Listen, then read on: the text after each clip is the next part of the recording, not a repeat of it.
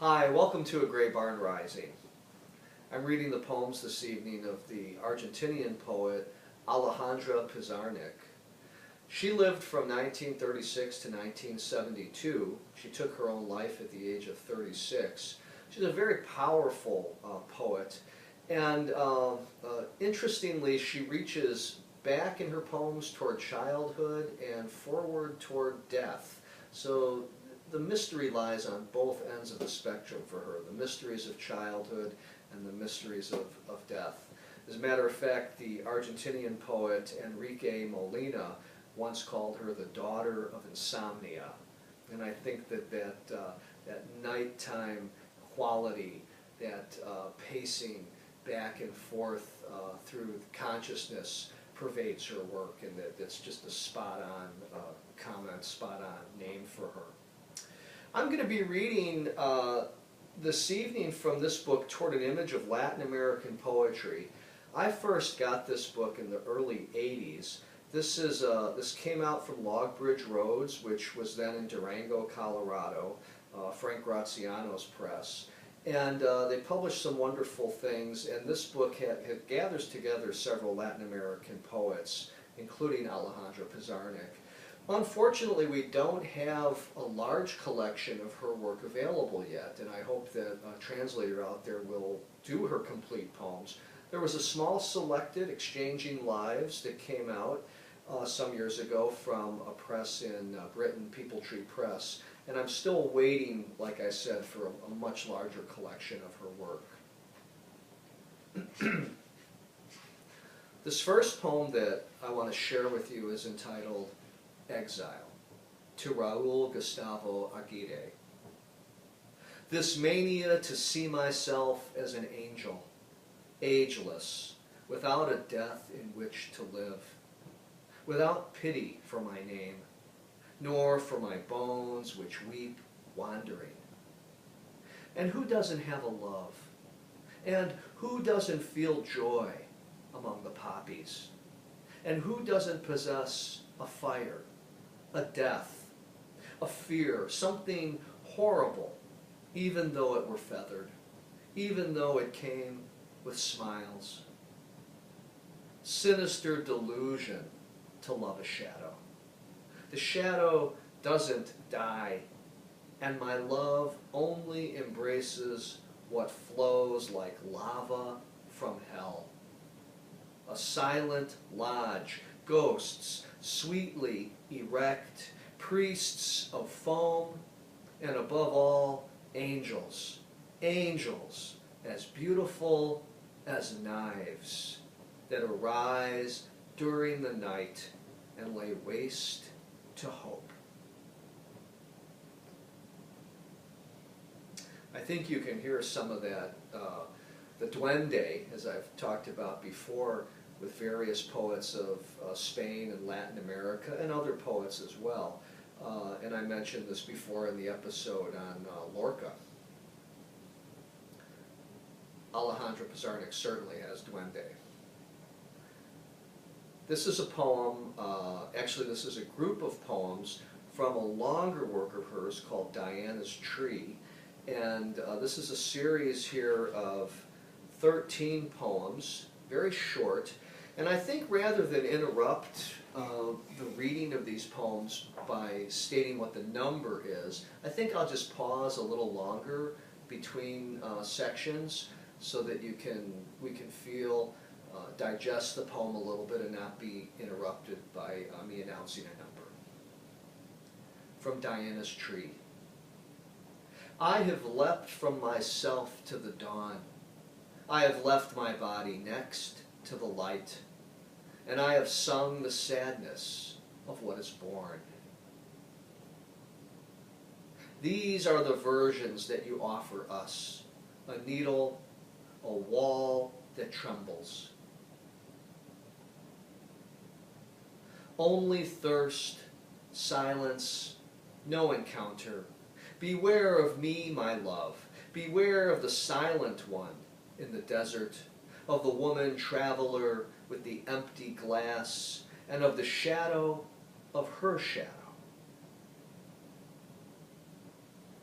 All right now, Who will stop submerging their hand in search of the tribute for the little forgotten girl? The cold will pay the wind. The rain will pay. The thunder will pay. For a minute of brief life, unique with open eyes, for a minute of seeing small flowers in the brain, dancing like words in the mouth of a mute. She undresses in the paradise of her memory. She doesn't know the savage destiny of her visions.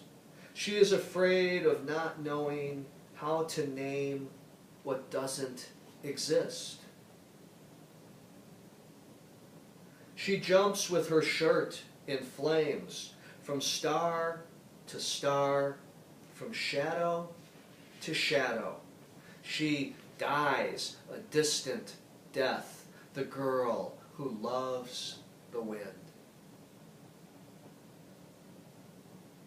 Illuminated memory, gallery where the shadow of what I wait for wanders. It is not true that it will come. It is not true that it will not come. These bones shining in the night, these words like precious stones in the live throat of a petrified bird, this well-beloved green, this warm lilac, this heart solely mysterious.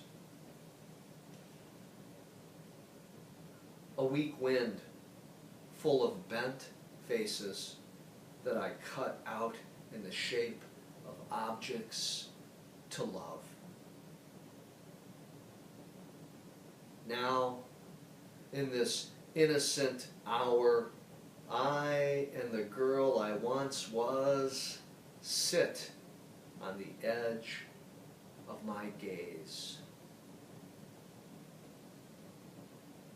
No more sweet metamorphoses of a silken girl, somnambulant now on the cornice of mist, her awakening a breathing hand, a flower that opens in the wind.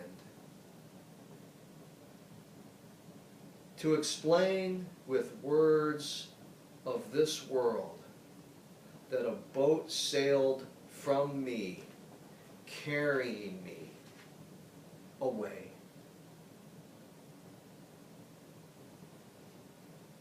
So those are 13 poems from Pizarnik's work, Diana's Tree. I wanted to mention too that the translations that I'm reading of her work are by Lynn Alvarez, and the editor of this book is Octavio Armand.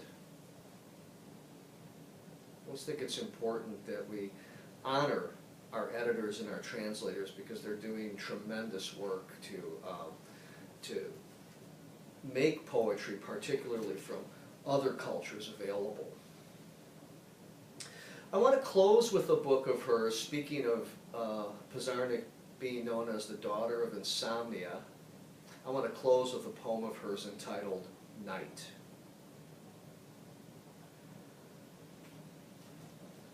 Night. I know little of the night, but the night seems to know of me, and even more, helps as if it loved me. It covers my consciousness with stars. Perhaps night is life, and the sun is death. Perhaps night is nothing, and conjectures about her nothing, and the beings that live her nothing. Perhaps words are the only things that exist in the enormous void of the centuries that scratch our souls with their remembrances. But night must know the misery that drinks our blood and our ideas. She must fling hatred at our glances, knowing they are full of concerns and avoidances. But at times, I hear night weeping in my bones. Her immense tear rants and screams that something has left forever. Someday we will be again. That was Pizarnik's poem Night, and I read a few of her poems from this book, Toward an Image of Latin American Poetry, from Logbridge Roads Press, edited by Octavio Armand, and the particular translator, again, of the Pizarnik poems is Lynn Alvarez. There's various translators in this book of the other poets. I hope you enjoyed her work. I would encourage you to seek it out, as I always do, because I think there's a vast amount of material out there for poets available for us to encounter beyond the things that I choose and share, the things I choose to share with you in the reading. I can barely get that out. Thank you for joining Bootsy and me for another episode of A Great Barn.